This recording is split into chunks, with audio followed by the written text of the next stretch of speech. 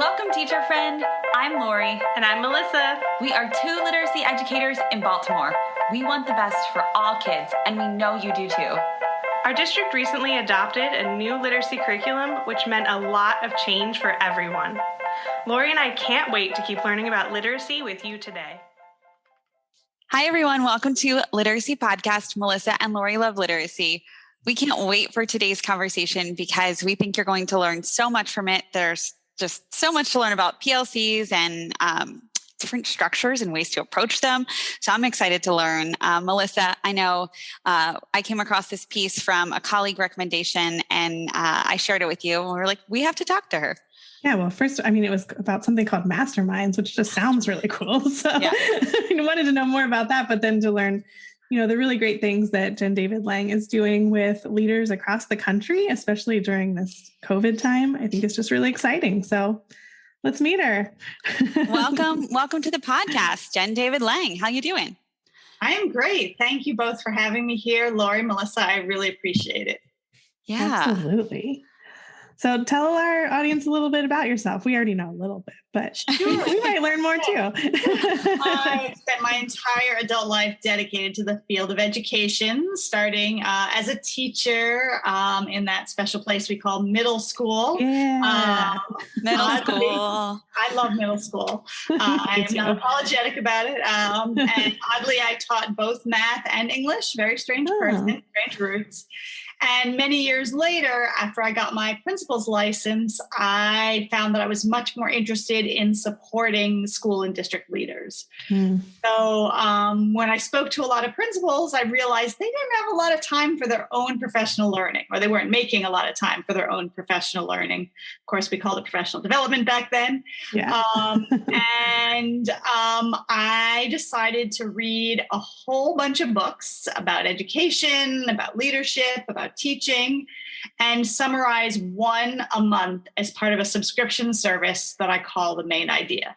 So you subscribe to the service for a year, and every month you get one book summary. And then I also realized that a lot of school leaders aren't so comfortable designing professional learning for their leadership teams, their teachers. So at the end of each book summary, I share some ideas for professional learning activities you could do with your teachers, with your leadership team, or if you're a district leader, with your principals, to bring the ideas from the books into your school community. And so I have been doing this for about 14 years, since 2007. I've got thousands of school leaders who subscribe from all over the country, really all over the world, to this service called The Main Idea. So it's the first thing that I do. I don't know if you want to get into that. Yeah. Can we first just say how brilliant that is? I know. I love that you came up with this idea. And I'm wondering, this might sound silly, but after folks read the summaries, do they then, is it the springboard to read the book? Yeah. Do they read the book? I was trying to think of a way to say it nicely, not to be like, oh, is it the Cliff Notes for adults? Right. Do they then go and read the book, or is it, I'm sure it's like a 50-50 maybe. I don't. There's a complete range, I read in 8 pages. It's not like a short review, or, it's a full 8-page summary with the resources from the book, some examples. You do feel like you have the main idea of the book. But it does propel a lot of people to read the full book, because I only summarize books that I think are good. Right. So I am recommending it. And then sometimes what will happen is, like, if it's a book about literacy, a principal might buy a whole bunch of them for the English department, for example. Or if it's a book about leadership, might buy a bunch of them for leadership team. Oh, okay. I see. That's smart. Yeah. So sometimes people have already read the book, but they read it in grad school or 10 years ago. Yeah. And then, how many details do we really remember about these books that we've read so many years ago? Sometimes it's a reminder. Sometimes leaders only want the book because they're planning some kind of professional learning, or they're trying to choose books for book clubs. So they'll even skim either the book or the summary. So people really use it in different ways. And I also have an archive of over 140 book summaries with PD ideas on the website. So you might have a certain topic, right? Like during COVID, oh my gosh, student engagement is way down. So you can go into my archives and click off student engagement and get all the books that will address that topic. and It's so much fun. Cool. I want to join after this. I know. How do you choose which books to? That's a really good question. Well, first of all, practical. Like, I don't want books about, policy or history of education. Those things are very important, but I want books for the busy school leader to be able to use tomorrow with real concrete ideas. I look for some books that have more of research behind them, not just this is what I tried in my classroom and it's really great, but a little bit more research behind them. And then books that are not so dense that you really couldn't read it after 14 hours. I'm looking for books that are written well, that are accessible, that you really would recommend other people to read and want to read yourself. So those are my 3 criteria. That's really good. And do you, I'm just curious about do you go through a vetting process with anyone, or are you like the main deciding factor? I know. I'm the only one who works here. I have a web design. I don't do web design, but it is just me. And I do get permission from the publishers for every single book because, it's their intellectual property. So of course. Cool. So you have groups with leaders across the country. I'm curious about what that looks like. And you say country, but I'm even wondering if there's anyone from across the world. Have you? Sure. I will step back and tell you about the origins of that. So after many years of sending out these book summaries, I really thought, how great would it be to run an online PLC for leaders, right? We encourage our students to work cooperatively. We encourage our teachers to work as part of teams or PLCs. But we really don't have something like that for school leaders. So why not bring together online groups of school leaders for professional learning, support, feedback, resource sharing, problem solving. And I certainly have a lot of content that I could share with them. But I never did anything about it because I was very busy. And then the pandemic struck. And I thought, you know what? Leaders are already isolated. Now is an even better time to get people together. So I reached out to a colleague of mine who's a former teacher, principal, assistant superintendent, and we ran 4 pilot groups of these groups, which we called masterminds. And we had 10 to 12 leaders. And we did have someone from Thailand who used to sign in at 4 a.m. and it didn't work. Oh, man. So now it is really just American leaders because of the time issue. Yeah, sure. Yeah.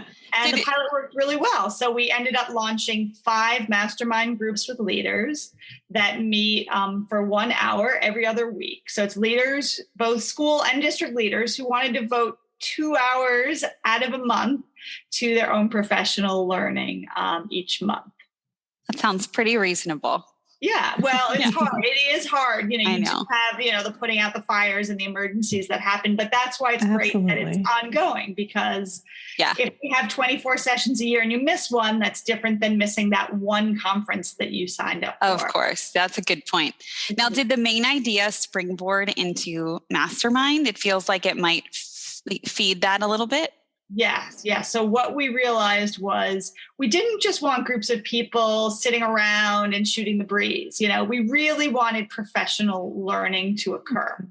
And so we wanted to make sure there were some real concrete topics to discuss. So we decided that each mastermind meeting would have a topic that school leaders care about. So this week, just yesterday, we're talking about difficult conversations. Other topics have included building a strong leadership team, coaching teachers, hiring for diversity, leading in uncertain times, building That's a good one. That's a very good one. Building social and emotional skills for leaders. Addressing teacher burnout proactively, because that is definitely going on right now. So those are the kinds of topics, and we wanted people to share what was happening in their own schools or districts, but we wanted to have some content. And so some of that content does come either from the main idea or the reading that I do to put together the main idea. So let's say the topic is, difficult conversations. What we'll do is I'll take 3 different books that I've read on difficult conversations and maybe some things online, and I will boil it down to a 1-pager. so that during these 1 hour mastermind meetings, we do a live read. So rather than assigning a chapter or a book before a meeting, we realize leaders are busy. And I love, this is a great idea for anybody running professional learning. We do the live read. So we send out we hand out the 1-pager or email it, but also have it available. And for 5 minutes, we all cut our screens and we just read literally right there. So everybody's on the same page. So some of that does come from my reading from the main idea. That makes sense. I know Melissa's very excited to hear that you do live reads because she's a big fan of them. I know this about her. Someone told me about, so I'm not necessarily like a huge Amazon fan. I mean, I do order from Amazon, but I heard a couple of years ago that they cut, they do not do PowerPoint presentations. Anything that you want to share with somebody in a meeting or something, you have to turn it into a 1-pager, a narrative that everybody reads in the meeting. And I was just fascinated by it. Like their workspace. Yeah. I didn't know that. I think it's a great idea for anything, for a school strategic plan, for anything. If you can't put it on a page, we've got too much going on. So that's great to hear, Melissa, that people love them because, I can tell you a bit more about the masterminds, but one thing is that everybody comes into these meetings, both for themselves as professional learning participants, but then they wear a second hat where they take the content and the structures we use and they can use them in their schools, right? So let's say it is a week about coaching teachers. Well, you're not the only one as the principal who's coaching teachers. You might have department head, you might have outside coaches, your assistant principal. So you could take this 1-pager and do a similar activity that we did. So take the content and the activity and do it with your leadership team or anyone who's coaching in your building. Absolutely. So tell me, the masterminds, I could be wrong about this. Tell me if I'm wrong about it, but the structure of it existed elsewhere outside of education beforehand. Is that right? Yes, I didn't invent it. I certainly didn't invent it for education. In fact, I was in a mastermind as a participant before I started one.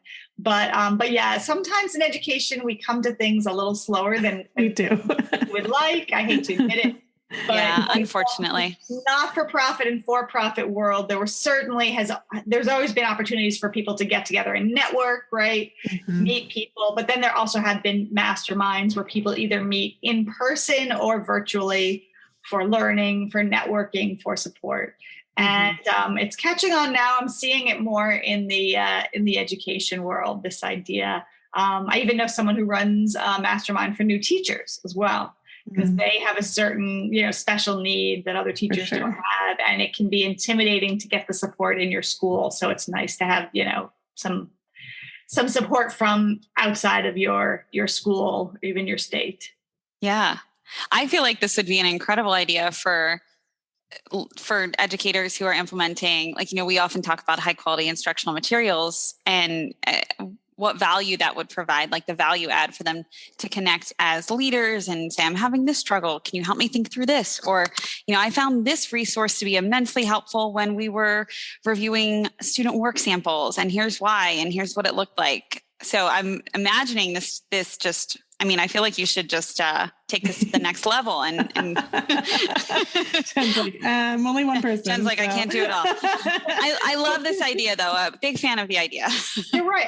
think about it, Lori. You could, in schools where there are singletons, right? One music teacher, one physics teacher, even one 8th grade English teacher. Yes. There's a lot of connecting in the school, but imagine being in a mastermind with other, 8th grade English teachers or physics teachers, and you really could share resources and ideas. And obviously people are doing that on social media, on Twitter and Facebook, but it's a more intense relationship. So, right, you're building community by doing this and seeing the same faces every other week. So, I can tell you a little bit about the structure of the mastermind, but one thing for sure is just the community that's built is powerful. And we found that people also connect outside of the meeting, offline. Someone is trying to launch something new in their school and someone else already does that. You can't get into the nitty gritty in an hour, so you meet offline. And there's a lot of power in that. There's also a lot of power in being comfortable with a group so that you feel vulnerable and comfortable enough to share some of your problems, which is part of what we do. So I'll tell you what the hour looks like so that if any of your listeners want to use this kind of format. So we start with some kind of a check-in. It's really an opportunity for us to get to know each other a little bit better, sometimes around the topic of the day. And then there's a first part of the meeting, which has to do with new learning. So it is often this one pager. Before the one pager, people in pairs go into this document called the One Big Thing, where 2 weeks ago they had made a commitment to themselves or one big thing from 2 weeks ago, and they check in and remind themselves. And they go into breakout rooms. They might say, I haven't done any thinking about difficult conversations for 2 weeks. Or they might say, you know what? I took the ideas. I had a difficult conversation I've been trying to have for a long time. Oh, that's great. Successful. So they check in first from 2 weeks ago, which in the life of a leader, a million things have happened. Many teachers, right? 2 weeks, a million things. Yes. So they check in about that. Then we do the new learning. So everybody silently reads the one pager. Sometimes we have other things, videos or Instagram posts. So, we have other fodder but usually it's a one pager. And then we have some kind of activity to discuss it. And that way people not just learn what's in the one pager, but it's also an opportunity to share what you do at your school. So if the topic is hiring for diversity, you can read what the experts are saying, and you can say, we tried this and it really worked here in Iowa. Oh, really? In New Jersey, we did this and it didn't work at all. And, so it's hearing from the quote unquote experts on the paper, but also hearing what other people are doing. How often do you get out of your school building to hear what others are doing? And then after, I don't think leaders get out very often, do they? They don't have time. No. And you'd be surprised. I'm in New York City, and there are public schools within 2 blocks of each other, and they can't even get out to walk 2 blocks. So you can imagine elsewhere where there's a much bigger drive or commute. So, Sure. So the idea share and resource sharing, because mostly these are not first year principals. Mostly they're leaders who've been around for a little bit. So if you're talking about a certain topic, social emotional leadership skills, people will say, oh, have you read, Onward by Elaine Aguilar? Oh, have you been to this conference? Have you listened to this podcast? So it is really like a great sharing of ideas as well. And my co-facilitator and I, it's not like we're dropping knowledge on the group. The power comes from the group. Our motto is the smartest person in the room is the room, meaning it's everybody. It's everybody bringing their 1, 5, 17, 31 years of experience with them. And they appreciate sharing too. Yeah. So there's that learning part. And then the end part of the meeting, we always have one person shares a problem of practice, something they're grappling with and would like some advice. And we have a strict protocol based on like a consultancy protocol where the person presents the problem, we ask some clarifying questions, and then we really brainstorm to help the person not solve, but address the issue. And the person usually walks away with pages of ideas, and often other people do too, because it's pretty rare that a principal has an issue that is so unique to their school. So, we've had topics like, I have a really toxic teacher on my 5th grade team. What do I do? Yeah. I want to onboard a new leader at my school. What's the best way to do that so we build really strong relationships? Or we've had a lot of people recently saying, my teachers are really burnt out, but I want to do some professional development. How can I balance those 2 needs? This was an interesting one. One person said our school board had an equity initiative and everybody celebrated how much progress our district made.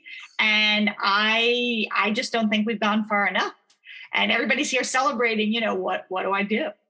That is so interesting. Yeah. And I love that it's a safe space for them to bring that to you. Not just to you, to your group. Yeah, they don't have their supervisors in the room. Yeah. They don't have anybody who's anywhere near them in the room. And then also we've built the relationships over time. It's not like you just pop up online. We've seen everybody 2 weeks ago, 4 weeks ago, 6 weeks ago.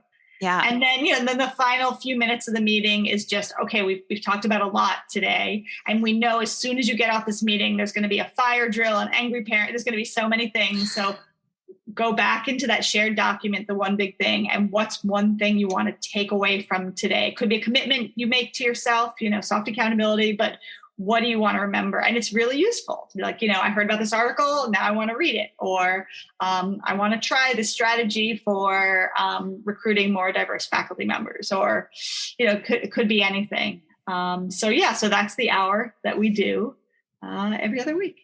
That's great. I love in the article that you wrote about this, I love that you talked about accountability in that way, that usually we hear that word and don't want anything to do with accountability, but in this sense, there's just, there's this time for them to make those commitments, to check in on those commitments, to see how they're using this learning in real life. And there is a little bit of accountability because you're going to check in with your group about it. Yeah. No, I mean, accountability just to yourself, really, right? What is it that I want to do as a school or district leader? And then, have I been able to do it? And if you haven't, you have another chance. It's not like there's no high stakes going on with this type of accountability.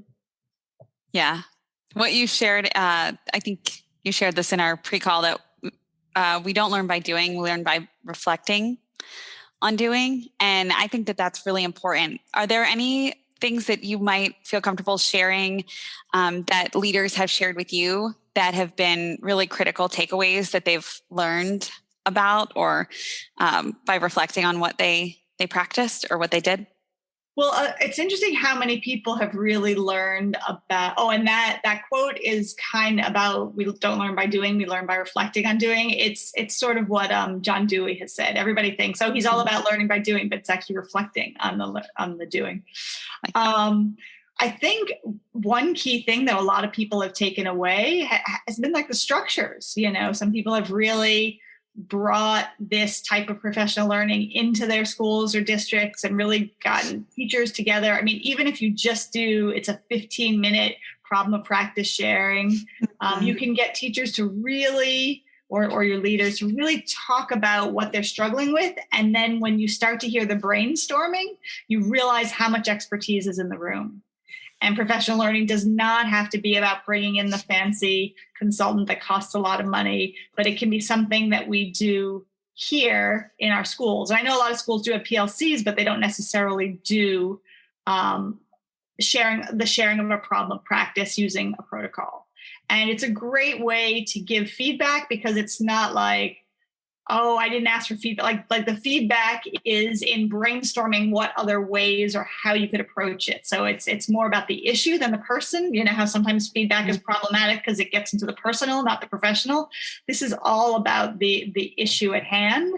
And it's also about developing relationships and understanding that. I'm summarizing a book for the main idea called Trust-Based Observations. And it says that one of the things principals don't realize is how important building trust is first. So I think a lot of participants have taken away how important it is to build the relationship, build the trust, and then people feel free to share what's really difficult for them. I mean, one principal shared when COVID hit that she didn't even understand how to use all these Zoom links and get into classrooms to observe, like a really basic level. She just was overwhelmed. It was over her head post-retirement. And she felt comfortable saying that. And people were there to help out too. So I think that's been one of the big takeaways.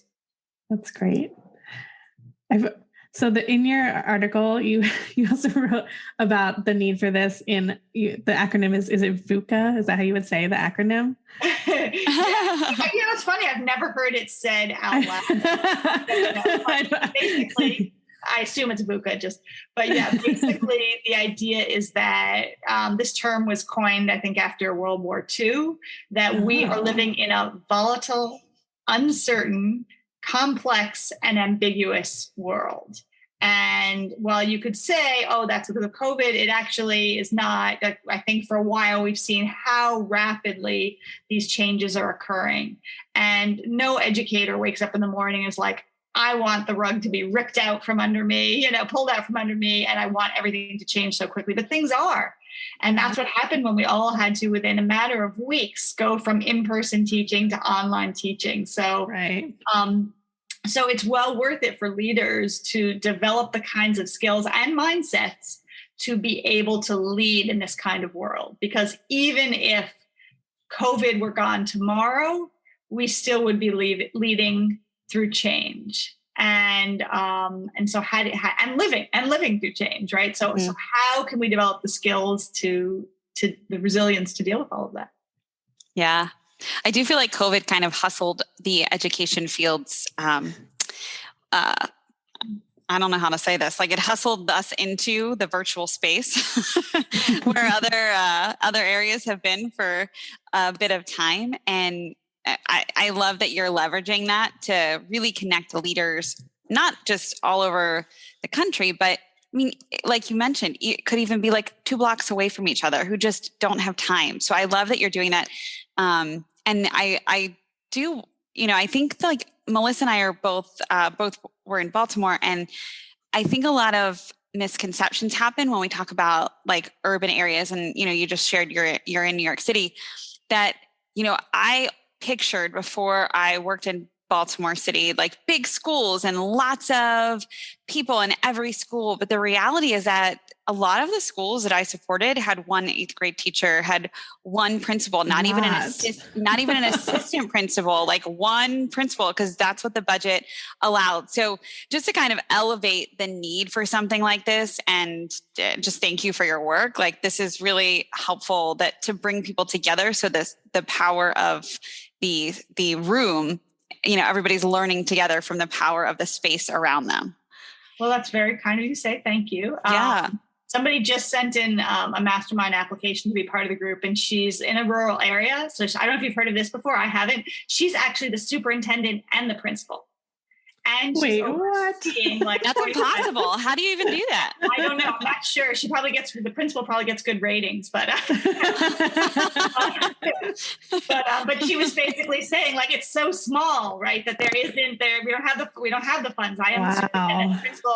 That's why I am isolated. I want to join this group, and it's exactly. What you said, Lori, it's both people who are in super rural areas, but then I got plenty of New York City principals who could walk a block or 2 away. And so, I think one of the biggest antidotes to this whole COVID and all of this change and craziness is connection, right? That's what we're seeing. Yeah. Whether it's connection in person or online, like that's what's going to get educators through all of this, and we're stronger together. And so I think that really is at heart what the mastermind is about. It's about connection, and anybody can do versions of this in their own schools or districts. So I love that they walk away with concrete stuff. I feel like educators crave that. And that's, I imagine, a real highlight for leaders, especially when you're just drilling down and focusing on one thing. And likely, I imagine, like the things that you mentioned, those topics that you mentioned are very global, also very relevant.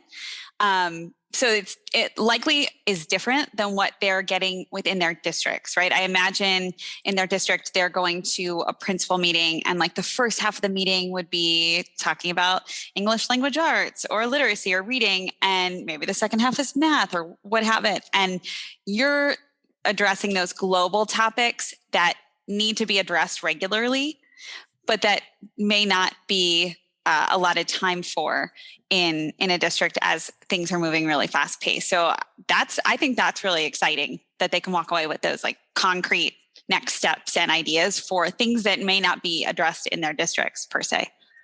We definitely believe in the concrete, but I think it's great if they are addressing literacy in their districts. Of course, the more likely scenario is that a lot of meetings are admin, right? It's a lot of admin. Too. Are we complying with all the COVID, the masks, all that? Especially now, you can get really lost in the admin, compliance. Compliance part of the job, and it's really hard to remember.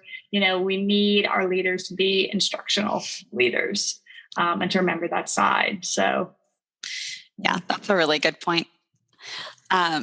I made the mistake of going onto your website and looking at some of the books that you've done for the main idea, and now I'm totally distracted, so I got to get myself back. So let's just take a tangent. What are some of your favorite books? that well, you? I don't play favorites. So I don't want to play any but I will tell you, so I summarize a few different kinds of books. I certainly summarize books about instructional leadership, so I have like Jim Knight books on coaching, certainly Elaine Aguilar's on coaching teams and individuals, the art of coaching teams. Lots of books on leadership. Doug Reeves is a big name, 100-Day Leaders, Eric Scheninger's Digital Leadership. So lots of books about educational leadership. But then I also have a lot of books also about pedagogy, because I think that principals, whether you left the classroom last year or 20 years ago, it's really important to stay up to date on that. And so I have Rick Wormley's Fair Isn't Always Equal, Assessment and Grading, Differentiated Classroom, or I just summarized Michael Fullen's Deep Learning, which is about the 21st century skills we should be bringing into our classrooms. Lots of books on literacy and math. What was my great math one was like How to Be the Math Teacher I Always Wish I Had. John Hattie, 10 Mind Frames for Visible Learning, right? Mindsets that teachers should have. So definitely a lot for teaching as well. Student engagement, questioning techniques, discussion techniques, those kinds of things. And then I branched into leadership books that are not specifically about education. And I love a lot of those because I help translate them for the education world. So like, I just saw one that I love. Oh yeah. Which one did you see? Switch, How to Change Things When Change is Hard. Yeah, the Heath brothers, they're amazing. They have The Power of Moments. Dan Coyle's The Culture Code, which is really about creating a culture. We know culture is so important in a school. Thanks for the Feedback by Stone and Keen. Certainly there's so much feedback going on in schools. I love that book about feedback. Several books about habits, because I do think... I was just looking at Atomic Habits. Atomic Habits. Oh, that's such a great book. I've integrated into my own life. I have my Atomic Habits list right here on the wall, and the laws of human behavior. There's also the classic, The Power of Habit by Charles Duhigg. And I'm hoping to summarize, I'm talking to the publisher about Priya Parker's The Art of Gathering, which is a book about rethinking how we gather. So I think both about the staff meeting, where, what's the famous quote? I hope I die in a staff meeting, because it will be so subtle, something like that. So, how can we rethink our staff meetings, but also our classes? Your classes are gatherings. So Yep. We have this 180 gatherings a year. What if we were more thoughtful about them? So I'm hoping to do the art of gathering. But yeah, so I love these books that aren't specifically about education, and then I try to make the connections either through discussion questions at the end or professional learning ideas to bring them more specifically to our world. And then certainly, books about equity. I have some equity books coming up, the Principal Leadership for Racial Equity right here. And then certainly another one of Elaine Aguilar's, Coaching for Equity. And I don't know if you've heard of Street Data by I have that book. Lafier. I haven't read it, but but that's what happens. We all have our stacks of shame, right? We all have our stacks of shame. And I have plenty of mine that I haven't read. And that's what people say. And so that's why I try to write these 8-page summaries, so you can at least dive in, a little bit. I'm going to have to join, Jen. Yeah, I'm excited. I think we should join, Melissa. We should do this. I feel like this is so exciting. I'm like, I want to recommend books for you. do you ever take recommendations? Yes. Oh, I love recommendations. The best books I have are because people email me and say, can you consider this book? So cool. So yes, I would love an email from you, or if you want to tell me any now, I've got my pen here. I love it. Well, actually, I just got Adam Grant's Think Again out of the library, but I do want to read that one. But that's a newer one. Yeah, it's great. That's a great one. I am thinking of doing that one. It's like I'm looking at it. And I'm like, okay, I can, and I want to read it. I'm motivated to do so. It's just, where's the time? Yeah, it's written in this very easy way that pulls you in, like a Malcolm Gladwell or Angela Duckworth's Grit, or lots of stories. It's peppered with all these wonderful stories, like the Heath book. So I love it. Once you crack it open, you'll have no trouble. Thank you. I try to set time aside at least a little bit during the week on the work day, like even just like an hour on a Friday afternoon or something to be like, this is reading time. And I do try to stick to that so I can at least make sure that I'm holding myself accountable to that. That is very impressive. No, it's a very impressive habit. It's like people who do that for exercise, but yeah, you can take the 4 laws of human behavior change from Clear's Atomic Habits and apply them to make sure you get your reading in. I applaud you. That's very impressive. Thank you. Trying hard, right? Everybody's trying hard to do the best they can. We are. For sure.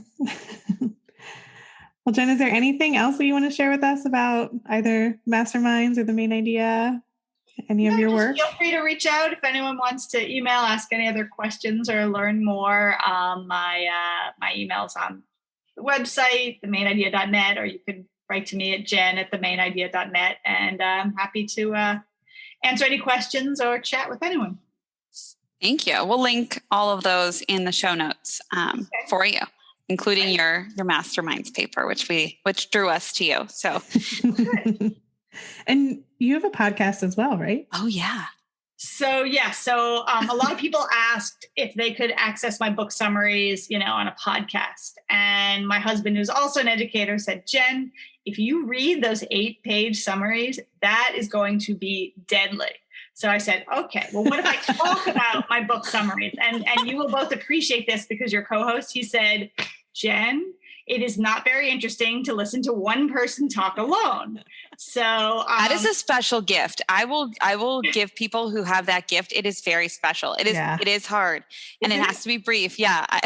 But I imagine that you found a way to make it very interesting because you do have a co-host, right? Well, yeah. So the two of you, you've probably realized it's more interesting with more people. So, so Mike Dowdy started the School Leadership Show podcast, and but he works full time, and he doesn't have time to get guests, and I have new material all the time. So I said, why don't we have a standing date?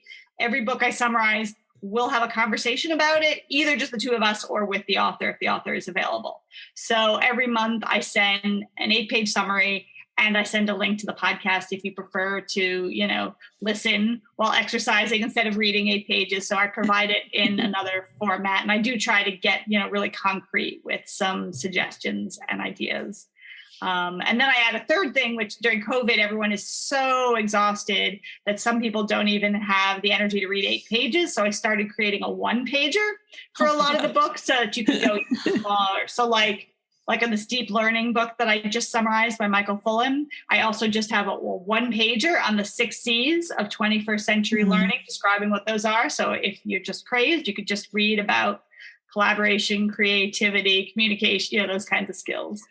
So, but yes, I do have the podcast. It's really Mike's, but he allows me to co-host. So.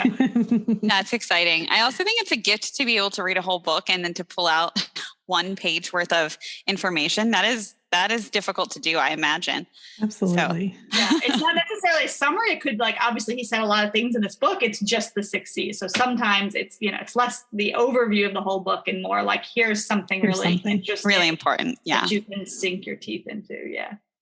That's great. So I'm wondering if you could give anyone out there a piece of advice. What might you share with them?